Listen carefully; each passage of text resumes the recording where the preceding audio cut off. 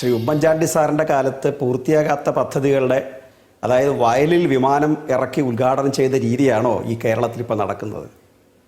കേരളത്തിൽ 1200 കോടി രൂപ ചെലവഴിച്ച് അവയവമാറ്റ ശസ്ത്രക്രിയ നടത്താൻ ഇന്ത്യയിൽ ആദ്യമായി സർക്കാർ ഉടമസ്ഥതയിൽ ഒരു സ്ഥാപനം ഉദ്ഘാടനം ചെയ്യുമ്പോൾ മുടിപ്പാറ സാറിനൊക്കെ അത് വികസനം എന്ന് പറയാൻ ചെറിയൊരു കാര്യം മാത്രമായിട്ട് തോന്നും.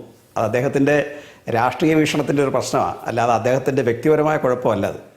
അപ്പോൾ ഇനി അങ്ങ് ചോദിച്ച ചോദ്യത്തിൽ ഈ ഓഗസ്റ്റ് മാസത്തിൽ നടന്നത് ആ പദ്ധതിയുടെ പൊതു ഉദ്ഘാടനമാണ്. പക്ഷേ ഇന്ന് നടന്ന പ്രവർത്തനം എന്താണെന്ന് നിങ്ങൾ എത്ര മറച്ചു പിടിക്കാൻ ശ്രമിച്ചാലും അത് ലോകോത്തര നിലവാരത്തിലുള്ള ഒരു വർക്കിൻ്റെ ഉദ്ഘാടനമാണത്. എന്ന് പറഞ്ഞാൽ ഏറ്റവും ഉയർന്ന സാങ്കേതിക വിദ്യ ഉപയോഗിച്ചുകൊണ്ട് നമ്മൾ മുമ്പ് കാലത്ത് മനുഷ്യാധ്വാനം കൂടുതൽ ഉപയോഗിച്ച് നടന്നിരുന്ന പ്രവൃത്തി ഏറ്റവും വലിയ ടെക്നിക്കൽ സംവിധാനം ഉപയോഗിച്ചുകൊണ്ട് ഇത് നടക്കുമ്പോൾ അത് കേരളത്തിൽ മാത്രമല്ല, നിർമ്മാണ ഉദ്ഘാടനം നടത്താനും എല്ലാം കേരളത്തിന്റെ മുഖ്യമന്ത്രി തന്നെ പോണോ എന്നുള്ളതേ ഉള്ളൂ. പാറ തുറക്കാനൊക്കെ കേരളത്തിന്റെ മുഖ്യമന്ത്രി പോകേണ്ടതുണ്ടോ എന്നുള്ളതേ ഉള്ളൂ. നിർമ്മാണ ഉദ്ഘാടനം അദ്ദേഹം നിർവഹിച്ചത് എനിക്ക് മനസ്സിലാവും. പിന്നീട് ഇതിനും അദ്ദേഹം തന്നെ പോകണം.